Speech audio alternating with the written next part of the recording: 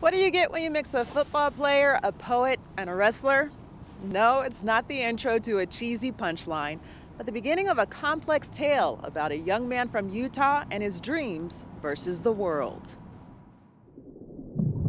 It's like being underwater, and like you can't breathe, and then suddenly all the water's gone, and like you can finally like take a breath, and it's just like, whoa. Okay. My name is Jerry Watt Mendel, and this poem is entitled "How Do You Lose a Train?" How do you lose a train? Easy, with a capital A-D, capital H-D, attention deficit hyperactive disorder. And just like you'll find in my mind, nothing but disorder. Well, that and a sign that reads out of order. You see, my mind is nothing short of hoarder. It takes every thought and thing I'd like to say and then stores it away for another day. For when that door closes softly behind me and the sweet sounds will echo elegantly through the empty house, down the dark hallway and bouncing back again, unobstructed by any of the noise within my head. Begins, and thus begins the downward descent into insane insanity, which some might say holds no gravity to depravity, but upon first instance of a sane mind mixing actions of morality, one can only explain as an insane instant of insanity in which the human brain has transcended the plane of humanity. Oh, the humanity in what I call simply sane insanity.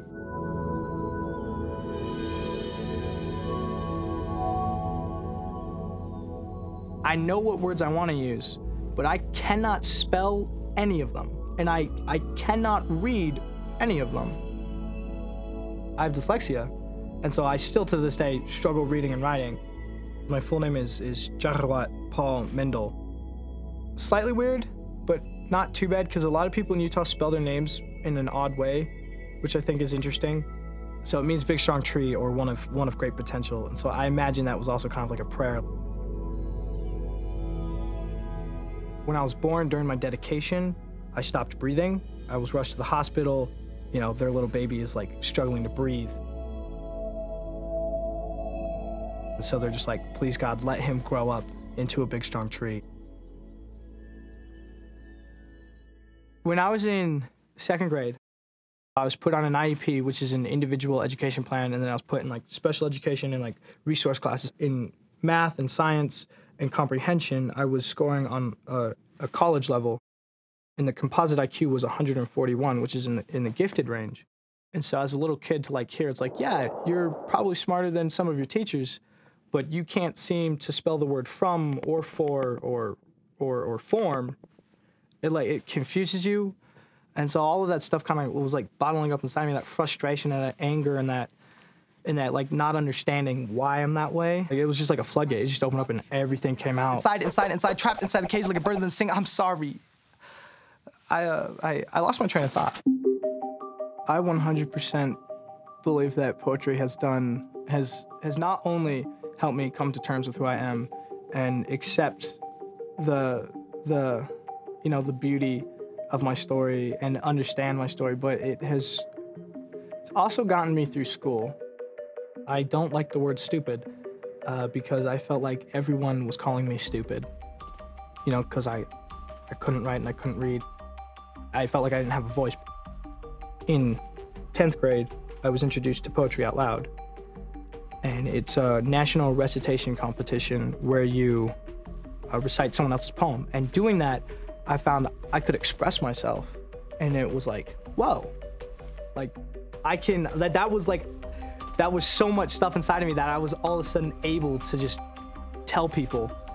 And that was with someone else's words. So then I was like, well, I bet you I can do that with my own words. All the pain, what I see is insane. I won't have to stand here and explain in a hurricane, the rainstorm on my thoughts, because just like in the ancient world, how all roads lead to Rome, the pathways and neurons find in my mind, I'll go to the same place. That's right.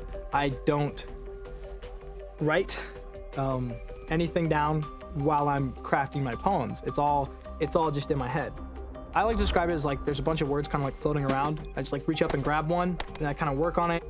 That's what most of my emotions come from, is like the shape the words take as I'm presenting them to other people. Because the Lord plucked a pretty piece from practically every person, put them perfectly parallel, and then stitched them together. And yet, I still can't seem to find my own birds of a feather. I have flocked alone for forever, y'all, so tell me, where my fellow penguins at? People are like, oh, you're doing chemical engineering? I'm like, yep, and I love wrestling and football. And they're like, what? These don't fully add up. But I think it's just like who I am, is just like a bunch of like bunch of things together that almost don't make sense, but I make it work. Just anyone with two-colored skin and mixed blood running through the veins who knows what it's like to have the world take one look at you and say, JP, what even are you?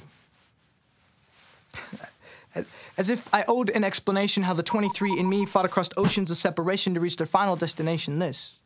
See, the world thought I was too white to be black, too black to be white. In fact, they said my two halves don't make a whole, but well, I read that poem and my mama told me, she says, child, you ain't no half-breed.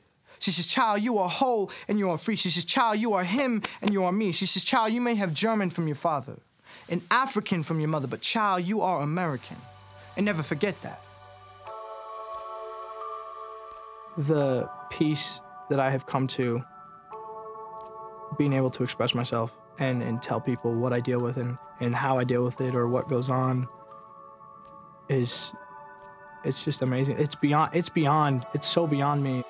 If me sharing my story can help another kid out there somewhere who may feel stupid, him hearing my story or her hearing my story can help them find that confidence to then go find their place and their voice, then everything is worth it.